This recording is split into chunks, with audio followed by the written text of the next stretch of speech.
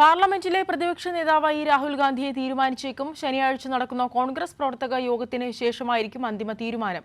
അതേസമയം ഇന്ത്യ സഖ്യം സർക്കാർ രൂപീകരിച്ചാൽ പിന്തുണയ്ക്കുമെന്ന് 3 BJP എംപിമാർ അറിയിച്ചതായി തൃണമൂൽ നേതാവ് അഭിഷേക് ബാനർജി വെളിപ്പെടുത്തി.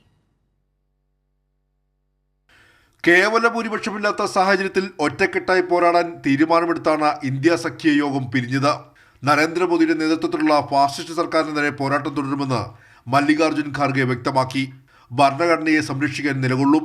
അനുകൂല രാഷ്ട്രീയ സാഹചര്യത്തിൽ ജനഹിതമനുസരിച്ച് ഉചിതമായ തീരുമാനങ്ങൾ ഒറ്റക്കെട്ടായി എടുക്കുമെന്നും ഖാർഗെ വ്യക്തമാക്കി. The India bloc will continue to fight against the fascist rule of the BJP led by Modi. We will take appropriate steps at the appropriate time to realize the people's desire not to be ruled by the BJP's government, and this is our decision. ദില്ലിയിൽ ഖർഗെയുടെ വസതിയിൽ ചേർന്ന യോഗത്തിൽ Sonia Gandhi, Rahul Gandhi, Sitaram Yechury, D രാജ, MK Stalin, Abhishek Banerjee, Akhilesh Yadav, Sarath Pawar, കൽപ്പന സോറൻ, തേജസ്വി യാദവ് അടക്കം പ്രതിപക്ഷ സഖ്യത്തെ 33 നേതാക്കൾ പങ്കെടുത്തു.